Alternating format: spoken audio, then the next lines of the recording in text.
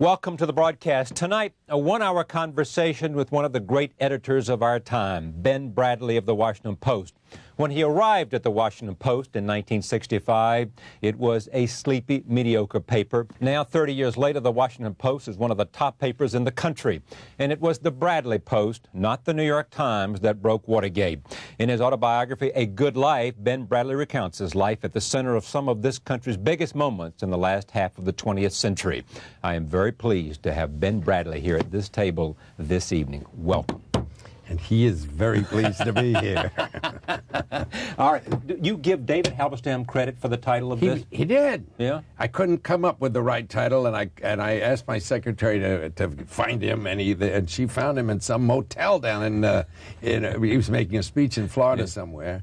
And I told him the problem, and he said, well, let's see, Bradlee, you've had a pretty good life. Why don't we call it A Good Life? And you liked it? Yeah, I mean, and the whole conversation was 2 minutes. Yeah. Sally, I've heard of her. Your wife. Yes. Last night on 60 Minutes said she wanted to be Ben in a sense because you were a happy man who believed yourself to be invincible. I saw that. Yeah. I saw that. I didn't see it till last night. There is something to that, though. This is you are a guy, who've been lucky, who've been at the right place, who've worked your butt off, but in a sense it's been a charmed life for you. Well, I've been very lucky, and that's a charmed life. I've also worked very hard. Yeah. But invincible, I don't know. There are days when I don't feel invincible. And this study that the book begins with of normal people who cope well with something. Right. That's their theory of adaptation. Is you can adapt to life if you have confidence in yourself and you think you can cope, and you do cope. Did it come from your parents? I don't know where it came from. My dad he coped with some adversity. Had great success early in his life. He was an All-American football player and a bank vice president and all that thing, and then hit the skids in the Depression. As so many people did. But he did so well. I mean, he cleaned it. One of his buddies got involved in a commercial deodorant called Sanavan. And this guy was a bank vice president and an All-American football player, mopped out a railroad car, the Boston and Maine Railroad car, trying to sell this thing. I thought that was great. $3,000 a year. Yeah. Went to Harvard. You were the 51st Bradlee to go to Harvard? I think. Yeah, back up here. It wasn't an issue then. Yeah. It's where you went.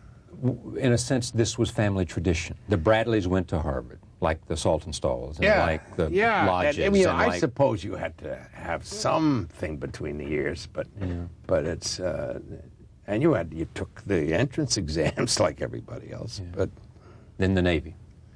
The Navy was a big deal for me. Big deal.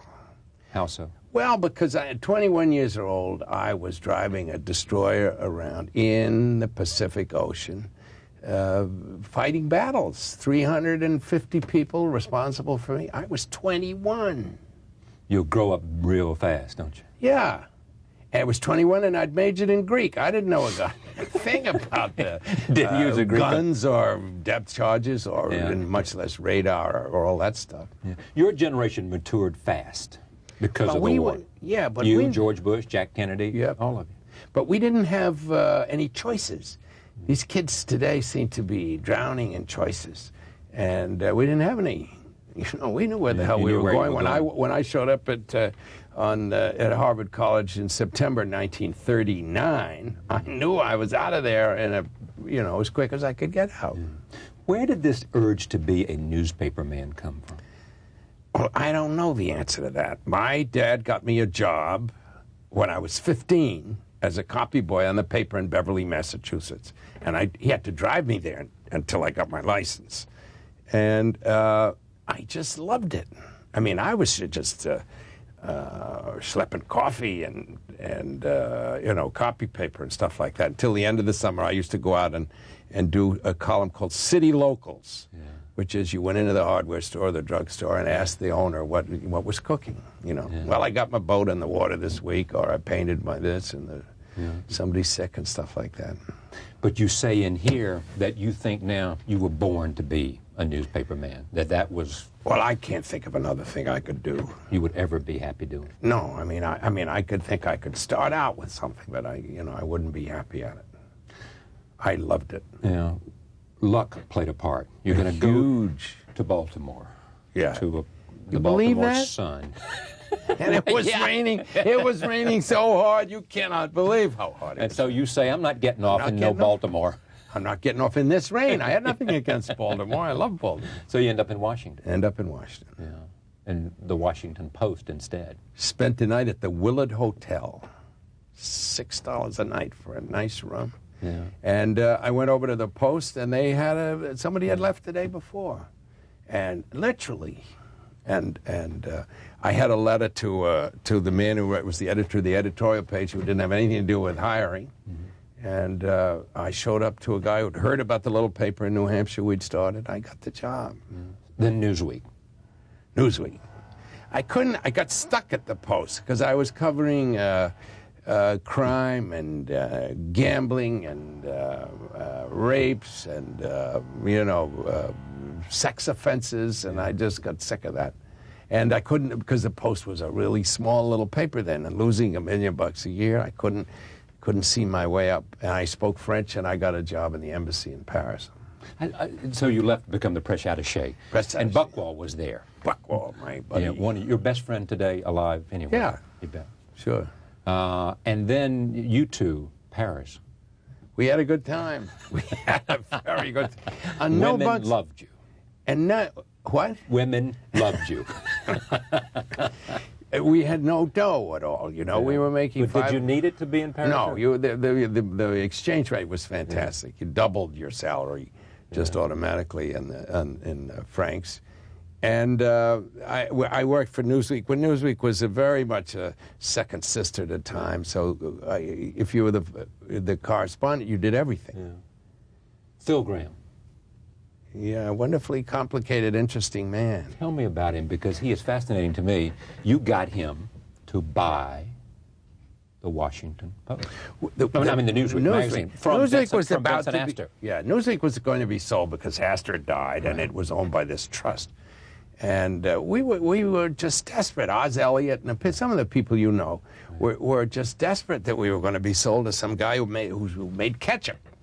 And we thought there were, maybe we could influence this. So I called up Graham one night at 11 o'clock, and I said, I want to talk to you about buying Newsweek because it's a chance of making a great magazine out of it. And he said, well, why don't you come over now? So I went over there at 11 o'clock. I stayed till 5 in the morning. And he said, well, go back now and write all this down and tell me about the people. Yeah. So I didn't go to bed. I came back at 9 o'clock, left a 50-page document. And 17 days later, he owned it. I mean, incredible. Turns out he was at that time he was a manic depressive, and he was at that time in a manic mood, and he did it. He did it. It is said about him that he, in a sense, brokered the Johnson-Kennedy axis. That's what you hear, yeah. Did he? I don't know. Yeah. Were you close to him? To Phil? Yeah. No, not really. And I didn't know him. I mean, I really didn't know him very well. Yeah. He was close to the president, Jack Kennedy. Yes, he was. Yeah. But he didn't. I mean, I don't think he let people that close to him, especially when he was sick. And and then he died. I mean, God, he killed Committed himself. Suicide. Killed himself in 1963. I mean, 2 years after he bought Newsweek, and he had been very sick during those 2 years. Yeah, and left Katharine Graham to run the paper, who had zero training for this. Yeah. That's a remarkable story. Wonderful what she's story. been able to do. And you got to see all those vultures circling National Airport saying, ready to buy the paper, and say, well, you stay on, but And she told them, I'll do it. Yeah. But I don't want to get ahead of myself. Yeah. You lived on the same block as Jack Kennedy. I bought a house there before he did, and then he bought a house there a year later, 6 months later, something. Three houses down, 4 houses down. What was the chemistry between the two of you? What was it, you think, that made you pals? Well, I don't know. It's self-serving, probably. No, I think come on. I made him people laugh. say. I made him laugh.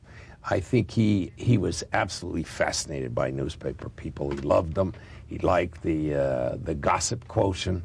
He liked the way they could go from the unimportant to the very important. He was terribly interested in little personnel decisions. Who's going to be the next bureau chief of Time and, wherever. And the New York Times, and he knew all of those people. So he liked that, and Charlie Bartlett was, of course, gave him, his also a friend before I was his friend, was a journalist, a columnist. And so he just liked those people. If he was alive today, what would you ask him? What would you want to know? What question when you think back about the friendship? Oh, I'm afraid I'd ask him some questions about women. What would you ask him? Why Judith Exner? What were you thinking about? Why were you so reckless? Yeah. I mean, to share a woman with a known gangster who we must have known was being followed by the FBI every hour of her life. Would you want to know why he didn't share that with you, in a sense? No, that's none of my business. None of your business that one of the women was your wife's sister? Well, I mean, there was a duplicity that even extended to you, because he said to you at one time, they'll never find anything because there's nothing there. Yeah, that's true. Essentially what he said. There's no story. But we can argue for days about whether a politician is ruined by an affair, 2 affairs, 3 affairs. I don't know the answer to that. I rather doubt it. But if it is compulsive, and if it is risky the way the Exner thing was, and maybe some others that I don't know about, you would have to worry about that. What is that? What attracts a person to risk like that? He'd been very, very sick, and I think he thought that, so sick. He didn't know how long he might be here, that kind of thing. Some of that. He'd been close to death, been given the last rites, some say, 2 or in 3 some times. stories. Yeah. Sure, yeah. So that breeds a kind of maybe recklessness. It does. Maybe it does. I don't know the But answer. didn't you see that in him? Didn't you see the recklessness? Didn't you see the sense of somebody? No, saw the opposite. Saw the opposite. What'd you see? Very conservative man, essentially. Elegant, Politically conservative, smart. Urbane, witty, attractive, bright. And I didn't see any of this risk, recklessness. Nothing. So none of it. And the opposite. So you want to know why? I'd just like to answer to that question. Why Judith Exner? And you think he would have been impeached today if that had been discovered? Well, I think that if the press had gotten on it the way they got on to Watergate, or the way he'd have been hounded out of office. You can't explain that. Characterize him in terms of all the other men you have known. I mean, from Edward Bennett Williams, your friend. Yeah. I mean, people who were unique and giants at what they are, and friends. I mean. Well, they I don't know. They were a little like, because Ed was also a terribly attractive man and extremely bright, and Ed had a wonderful kind of roguish charm and brilliance. And Kennedy wasn't quite as roguish. At least I didn't think so. Didn't see it. And but I like people who can make fun of themselves. Yes.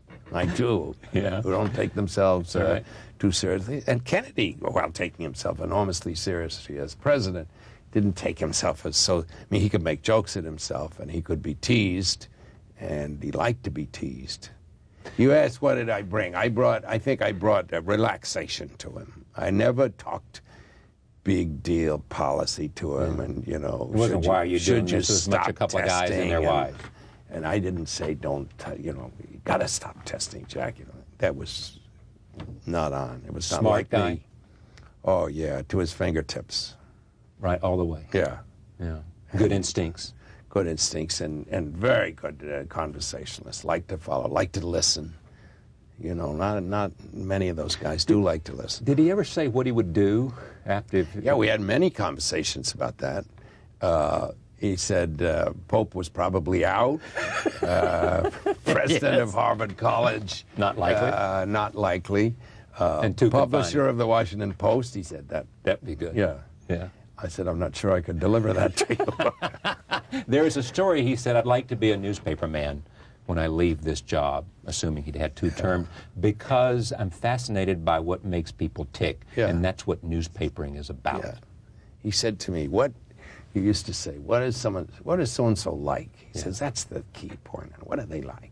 What makes them tick? And how do you describe them? Yeah, but that's what you're about, too, right? Yeah, a little. Yeah. Curiosity about people and what they do and the story about them.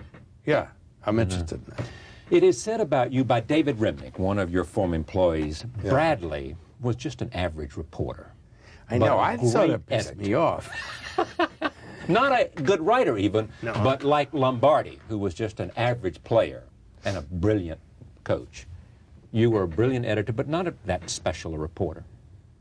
Well, I'll take that. I've known better reporters, and I've known better writers. I was getting to be a good writer when they made me an editor. And, you know, you don't write when you're an editor. You maybe rewrite Woodward and Bernstein's leads, but that's 120 words. But you were to the editorship born, in a sense. I mean, even back to the Destroy, when you're running a ship. Well, that's what makes... I had a job in a destroyer, which is exactly like an editor's job. Yeah.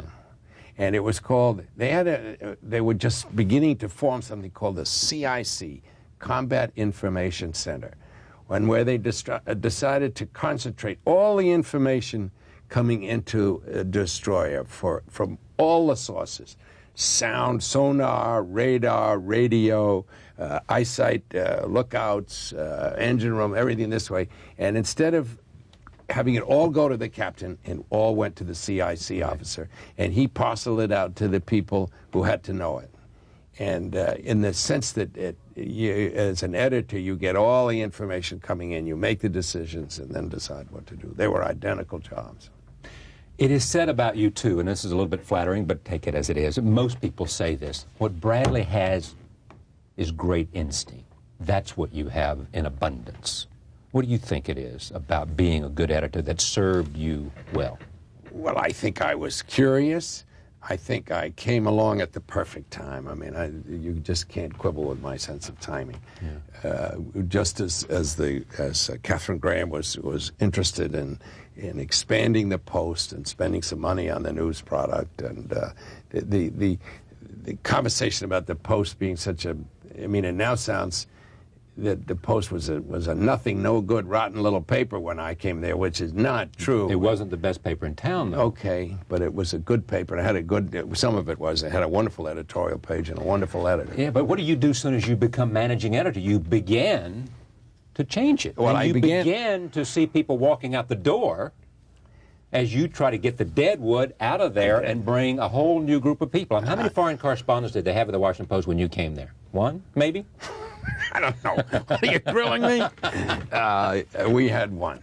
Okay. Yeah. And the Washington and the New York Times, which you now compete with, had 408. 400, 47. Or at least 4 dozen, they say. Anyway, okay. Yeah. What I decided was that, and with Katharine and with some of the new guys we had, that we would try to get the best journalist in the country covering each beat. Right. And we didn't have that, let's put it mildly. And so we went around trying to get it. And then you found the David Broders of the world. Found the Broders, found the Harwoods, found the Haynes Johnsons, found the, I mean, they were around. Yeah. You just had to make way for them and determine to get them. And convince them to come to work for you there. Yeah. Broder leaving the New York Times for the Post, big deal. Send a message. Send a message. You know, that this is a place about to be. About Broder and about the Bradlee, Post. And about Bradlee. Yeah. Yeah. True. First real test was the Pentagon Papers? Yeah. That was, Yeah, we were being the New York Times had gotten it. It was their story, and they had published it for 3 days, and we were just sucking air. We didn't have it, and we couldn't. I mean, we had to do that most denigrating of all newspaper acts. You had to quote the other paper. Blah, blah, blah, blah, blah, comma, the New York Times said today. Oh, terrible blood. You felt an intense personal rivalry with Rosenthal. I did. It wasn't just I want to beat the New York Times, I want to beat Abe. Oh, well, no. I want to beat the New York Times. But Abe was the, He was the visual head of it. Yeah. Yeah. And we're buddies, and we like each other a lot. And he gave the New York Times the best 20 years they ever had, period. A great editor. Yes. The Unabomber decision by the New York Times and the Washington Post together. Yep. Not made by me. No. I'm vice president at large now, and I don't do Unabombers. Would you have made the same decision if you'd been the publisher of the Washington Post? As fast as possible. Because sure. You don't want somebody to say X number of people died today because the publisher of the Washington Post refused to run something in his paper. I don't see the great issue. I know that the bleeders are out there saying you set a terrible precedent and you are now at the mercy of anybody who fought. That is ludicrous on the face of it. Who? I mean, is the Secretary of Transportation going to call the Washington Post up and say, you've got to do this because, you know, my housekeeper has got a gun at somebody's head? It's not going to happen. It happened the first time, in my knowledge, in 1976, when some Croatians hijacked a plane, and they bopped around the country, leaving messages, open this safety deposit box, and they blew up a guy, killed him, and then finally told 5 newspapers to publish this screed that nobody read. Certainly I didn't read. And we all agreed. Finally did it. The Post did it, and we printed it at the end of the run, so we only got 10,000 papers, and we printed it in agate, which was kind of a smart-ass thing to do. But and everybody said, oh, what a terrible precedent. Incidentally, the hostages were released. And the world didn't come to an end. The world did not come to an end, and nor did we get another call from a nutcase until the Unabomber. There weren't a lot of copycats coming along right after that because you did it saying, if the Croatians can do it, I can do it too. Yeah, it didn't happen. The Pentagon Papers will put you on the map. It said, we are a national newspaper and we can stand on our 2 feet. Yeah, and we did not yield to the government who asked us not to publish it. And Kay Graham stood right behind you and said... Unbelievable. You know, she is just... What was it? I mean, explain to me this woman who all of a sudden has been described now as being ballsy, by you perhaps. Yes. I mean, there was no reason to believe or know she had it in her. I'm not sure that's true. I'm not sure that's true. I didn't know her that well. But I did it. But the Pentagon paper was 71, and we'd been working together since 1965. So 6 years. I thought that she would do it. I didn't, you know, and I gave my word. I would have had to quit if we hadn't published it, and there would have been a mess. A lot of people would have quit because we, you know. I wanted to be considered in the same breath as the New York Times. I really did. That was I didn't like people say, well, the New York Times. I wanted the New York Times and the Post. And that helped. It was a big step on the way. Explain the chemistry between the two of you. It seems like me an and odd Catherine? couple that works. Well, I don't know how odd it is, but... well, it's different. I mean, you're different people. You and Catherine Kay Graham are very different people.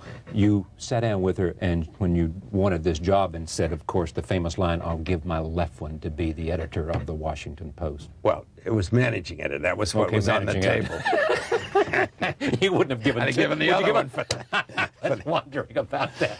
I was going to say, if you give one for the Washington Post, how many would you... Yeah, they got one. Well, I liked her. I thought she was. I mean, daily newspaper is so much, so vibrant, so positive. You can do things with it. You can get somebody into jail, get somebody overnight. You can do things, and the chance to do it. It was the perfect opportunity to go back there because I knew all the reporters in America at that time. I really did. I knew the good ones, the good young ones, and I knew who I had a good. Yeah, but I mean, you needed a publisher like her, but she needed an editor like you, right? Okay, I mean, that's probably why it worked. That's what I'm saying. And it got we made each other laugh. Right. She was.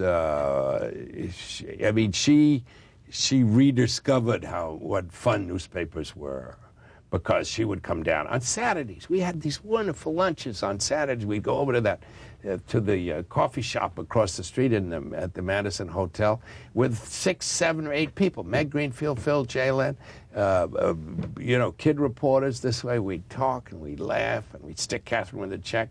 And we just had a great time, and she had a great time, and learned a lot about the paper. Did either of you ever waver during Watergate? Ever say, I mean, maybe we've gone too far, No. maybe we don't? No, I don't think so.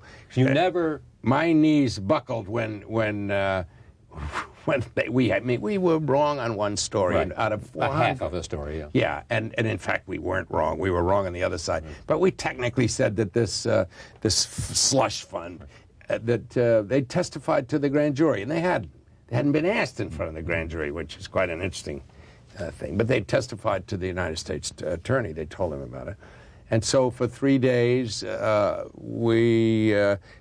my colleagues were so excited about how the press had blown one, but everything was called into question. If you were wrong, people were ready to say, we told you can't believe it. Led by Nixon, Colson, and Mr. Dole, among other things. Yeah, Mr. Dole made a speech, I guess, somewhere in Baltimore, somewhere at the time. Running the Republican National Committee at that time. Yeah. But that was the only time. That was the only buckled. time in which you were buckled. And we had forged, Kay and I had forged such a good thing with the Pentagon Papers that we really did. She trusted me, and I trusted her. And you trusted Woodward and Bernstein. Boy, I trusted reporters. They made me. I didn't write that stuff. I got around town and helped them with little things there. But did you ask Woodward, "You've got to tell me who Deep Throat is," or did you just simply say, "You got to give me something so that I know where I'm going here"?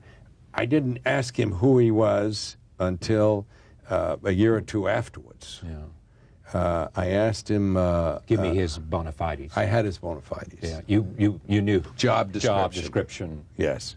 And I had further, the best thing I had was the stories, the notes, memos. I'm not going to play the game with Bob everybody wants to play, and with you and with Bob and with Carl. But you say today that if somebody really wanted to know, you think you could feed all the information that's out there into a computer and it would pop up the right name.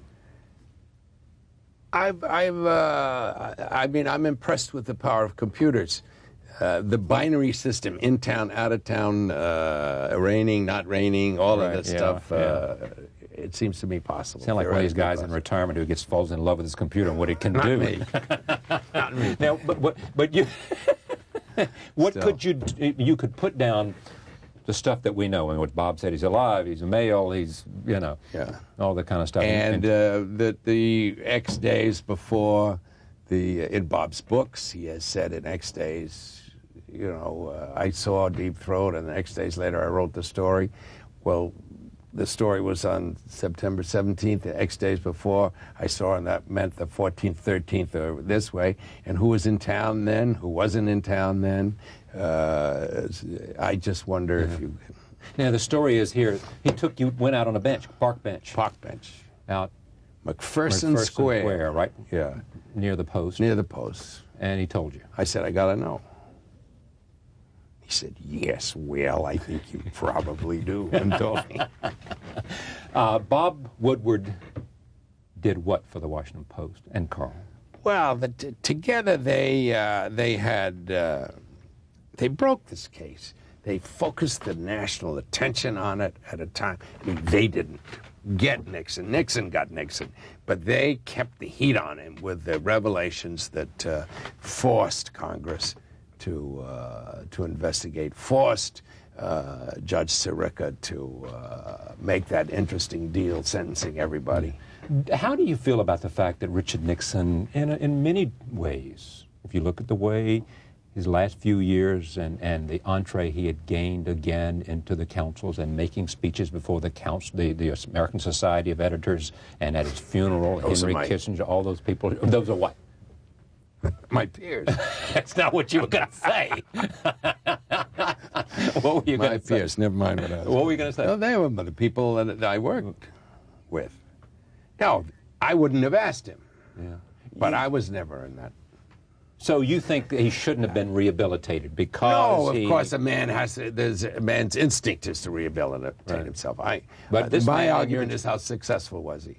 I used to say to people, when he dies, write me the lead of the obit. And what would you have said if you were? Well, I wouldn't have said Richard M. Nixon, the rehabilitated president of the United States. Yeah. You would have said what? Richard Nixon was driven from office because of his own wrongdoing? Yeah, the first president in history to resign under, Janet Cook. Yeah, I've heard about her, too. Worst moment in your professional life?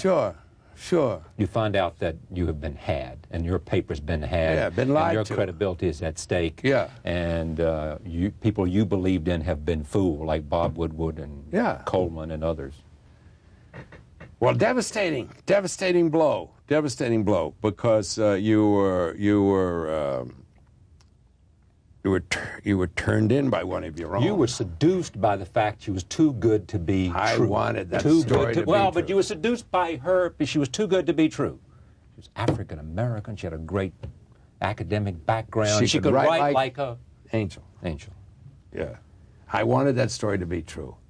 You wanted her to be true too. I mean, it wasn't just the story. Yeah, but I had satisfied that want. I'd hired her, and she had done some really good stories. So in a moment of great judgment, Bradlee's instincts fail him. No argument. And almost risked the reputation of the paper, except for the fact that you said, we're going to get it all out ourselves. If I learned anything in Washington, I have learned that if you are the victim of a scandal, you better come clean. There is only one damage control, and that's the truth. Yeah. And you get it out. And I must say that in that dark moment, I was very proud of that. We and Bill Green, who was the ombudsman who did that extraordinary 10,000 pages, 10,000 words in the Washington Post. He told everything. There was nothing that's come out since. So that, booms, there it was. We returned the thing. We returned the prize. I called Joe Pulitzer up the night before and said, it's coming back. And he said, oh, no, that's just, it'll blow over. You don't think much of Pulitzers, do you? I'd rather have them than not have them. Yeah, but come on, you don't think they're all that I think it's... I don't think the best journalism is rewarded every year by a Pulitzer Prize. Politics play a part. Yeah, it was a little horse trading. Guess how many Pulitzers the Washington Post had won before you got there? Well, I don't know. How many? Well, Eddie Folliard won one. Oh, did he? Yeah. I thought it was none. No, Eddie Folliard had, he did an interesting a series of profiles and interviews with Frank Costello and some of those gangsters. When Edward Benny Williams was representing him? I wonder if that's true. I don't know. I never even thought of that. He didn't. I think. Yeah, well, he may have represented one of them anyway. Yeah. So Janet Cook, Watergate made the paper, whatever it accentuated what the Pentagon Papers had done for you. You were a force to be reckoned with, and you had beat everybody, every television network, every paper in America. It put us on the map, Nixon did, and then it put us on the stage, where we were not. Where journalists are not supposed to be, and they're not very comfortable, and they're not particularly good at it. And that rattled us all for a while. You say politicians lie. All politicians lie? Well, it's been my experience that people lie. A lot of people lie in Washington. They have no reverence for the truth. And why not? It would seem to be that would be something that would resonate. Well, Jimmy Carter came closest to it. Tell the truth. Yeah, he really did. That was his campaign. I never lied to you. Yeah, he told a couple of lies. But, you like him? Well, I don't know him well enough, but I was really excited by him. I thought that moment, one of the moments I can always remember is Jimmy Carter getting out of the car. And, right there, yeah. And, you know, I thought, my God, here is a Southerner, the first Southerner to be president since forever. Yeah. And, an outsider. An outsider. And down he comes with his wife and child waving and with that sort of great toothy smile. I thought that was exciting. What happened? Well, I think he was, you know, he did not get dealt the best hand, and the hostage thing was very tough. Yeah. But and I he think had OPEC too, had inflation, a lot of things. And I think he also had a distrust of people that somehow this man is almost simplistic. You'd think he would trust people. Very, very suspicious of Washington. Anything to do with Washington. Anything to do with Harvard. Yeah, well, Lyndon Johnson had the same thing, didn't he? Tell me about it. Yes, he did. Must have loved you there, Mr. Harvard. Yeah. It's interesting that so many people who've gotten the presidency have run against Washington. Ronald Reagan ran against Washington. Jimmy Carter ran against Washington. Bill Clinton, in a way, ran against Washington. You know? And now all the Republicans are saying, except now that the Republicans are in power, they're saying it less.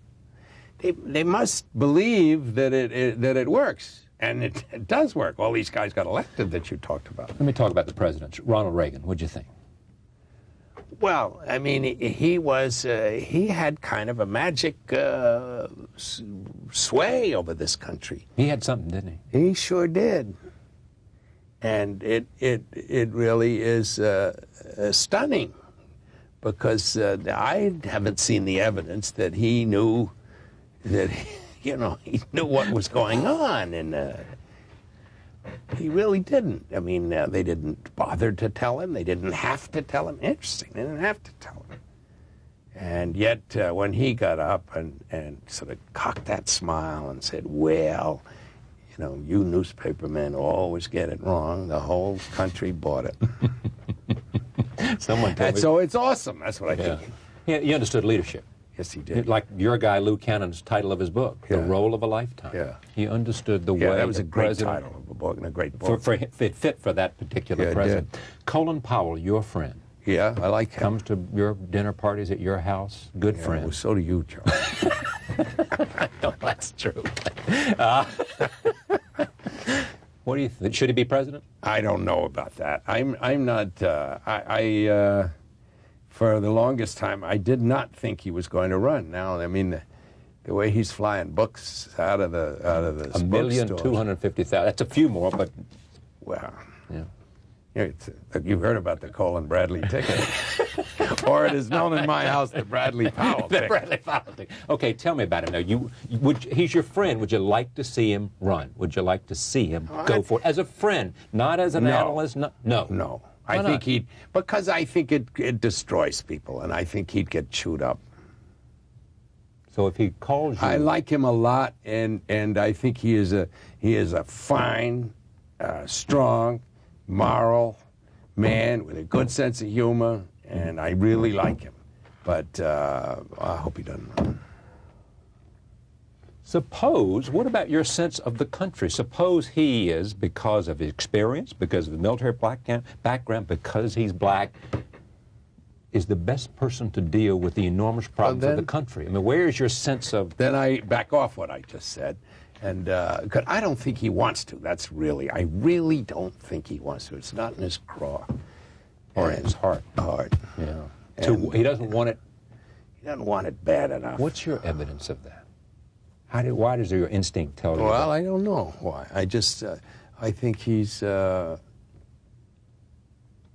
not sure he's convinced he can get elected, and he would hate to fail. His wife does not want him to run. Alma does not want him. Fail is an interesting idea. The notion that he doesn't want to risk failure, that he is a cautious man. Yeah. You think there's something to that in terms of... I'm sure there is. The record is filled with his exercising caution.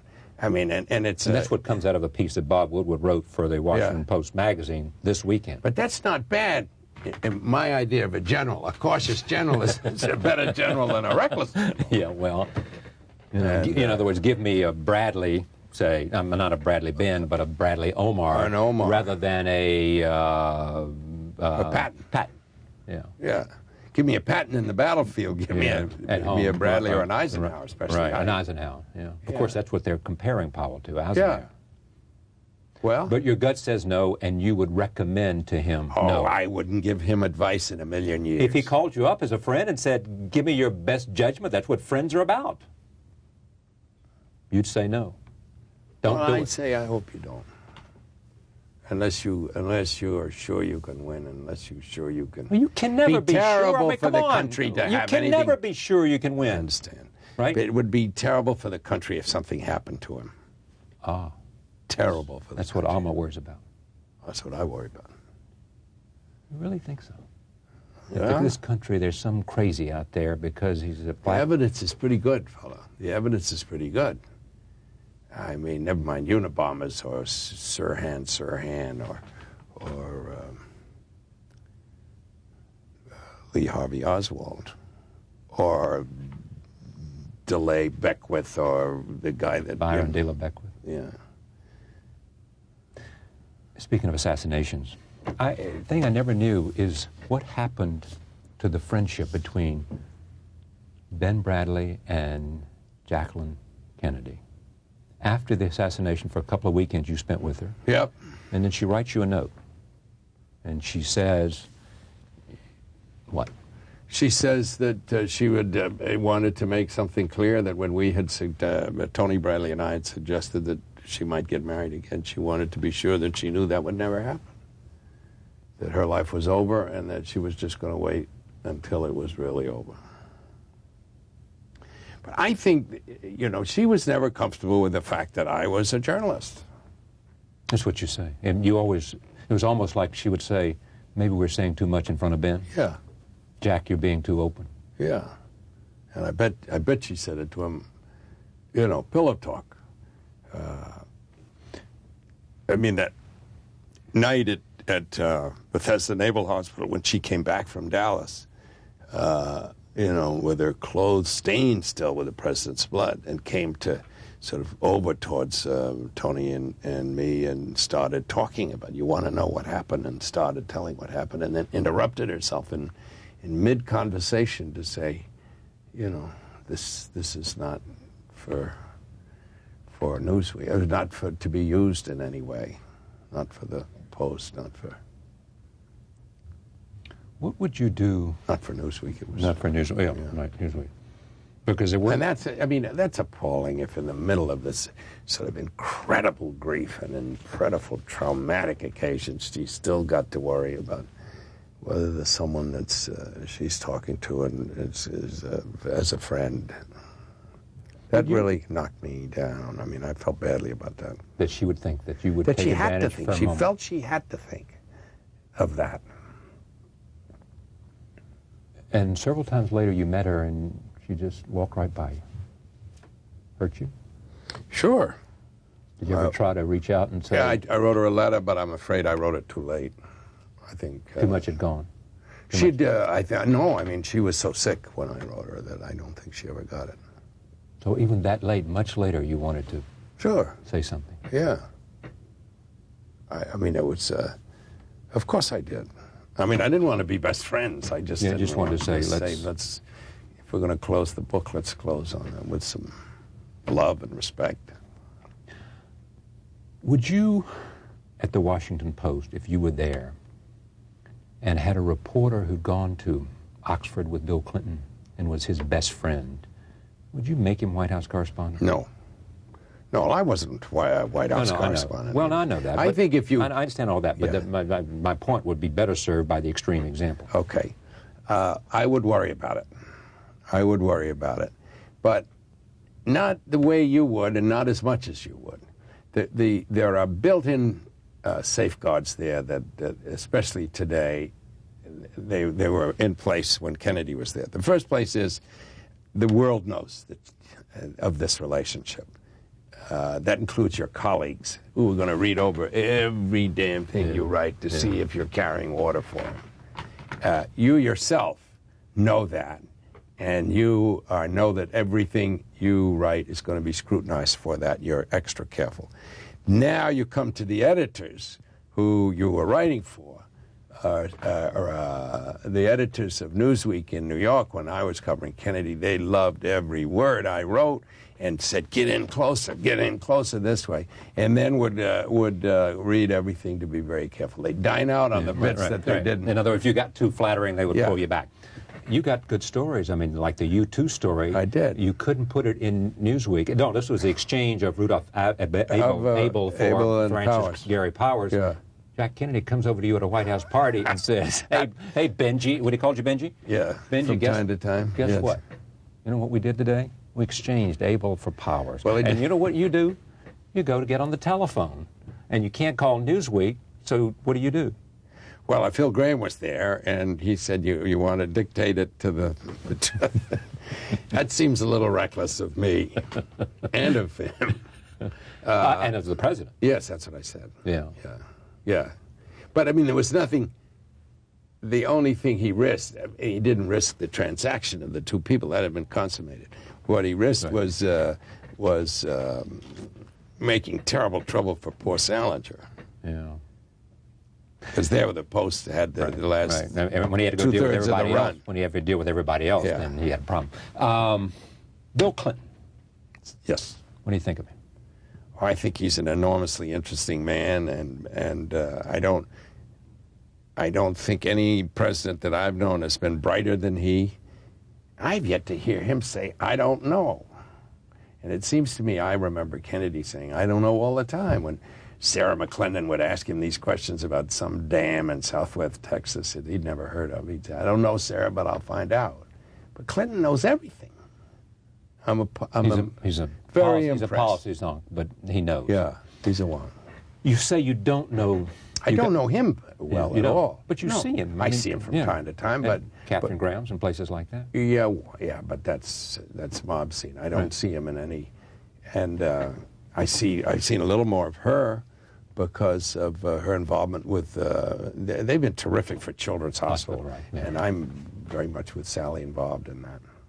We'll mention Sally before we go here. Sally Quinn. Lights up my life. What happened? I mean, you had been divorced twice. Yep. Weren't anxious to get married. Nope. She was a looker, and she was in the newsroom. Yeah. She had to help make the style section hot. But I never. She called me Mr. Bradlee until the day she left. Notes, didn't she?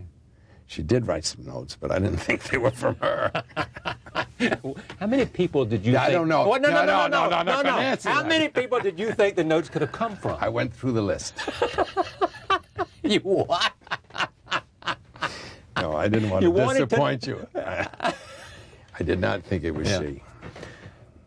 Reviewers, John Corey, for example, in the Wall Street Journal, talking about a good life. Said, what is Bradlee doing with this macho stuff about his early? Did he call me a horny editor? Yeah, he did. A horny editor is what. A great horny editor. Well, it's true.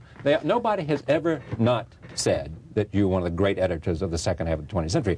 But nobody has said you. Why'd you feel you wanted to do that? Well, I thought I was going to write. People said to me, if you write a book, be honest about it and tell what influenced you and what made you do certain things. And so I thought I'd write about that. So what did all these affairs? But I didn't write about it. Excuse me. All these affairs. I mean, how many are in this book? Well, let's compare, how many shall in this book?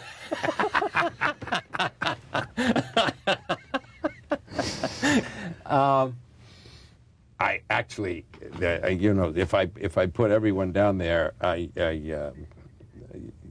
that's it. Back to Sally, just for. What difference has she made in your life? Well, I have a very good time.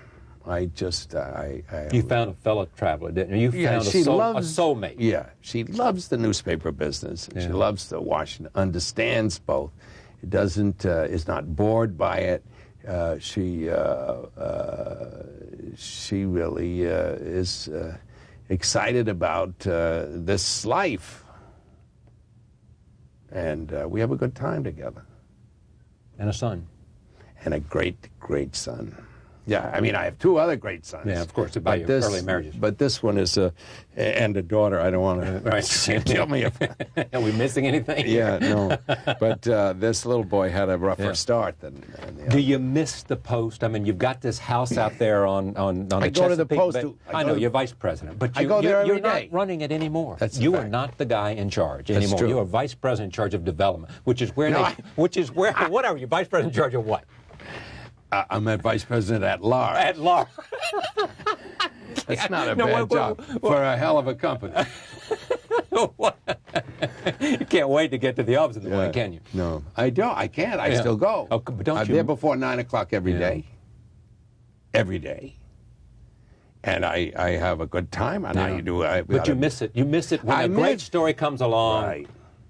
Boy. It gets the town by the throat. I want to know the stuff that's not in the paper that that they struggled over, and why did they struggle, and why did they leave it out. I want to know that because I love those arguments and those decisions. But why is this in the paper and why is this not in the paper? Yeah, and what were those? I love those arguments. I loved when people were yelling at me to put it in, and other people yelling at me to take it out. What couldn't you put in here? Nothing. Nothing? Nothing. A couple of names. Yeah. The Gary Hart episode. Yep. Was that a tough call for you? Yes. Because you knew somebody and you went to her. Somebody I know. And you went to her and she confirmed. That isn't quite not right. I know you had somebody else do it. But it was confirmed. Right. It was confirmed to you. And therefore you were able to call Paul Taylor. And get him to call to put the question to the Hart people. And Hart's answer to that question was, I'm going back to Denver. His answer was, is this a story? He turns to his guy and he says, is this a story? Yeah. And then he says, it's never going to stop, is it? And he goes home. And we're going home. So in a sense, you played a role in confirming for the Post. Yeah, sure. Yeah. But I mean, I do that. I play those kind of roles, and I can still play that role. Yeah. I mean, every now and then someone will call me up and say, can you find out something? It's been a good life. Any great regret? Anything? If I could do one thing over, this is what. Forget Janet Cook for. Well, I wish if I hurt by Tony Bradlee, I would regret that. If I hurt Jean Bradlee, I would regret that. Former wives. Yeah, but I still maintain very good relationships with them. If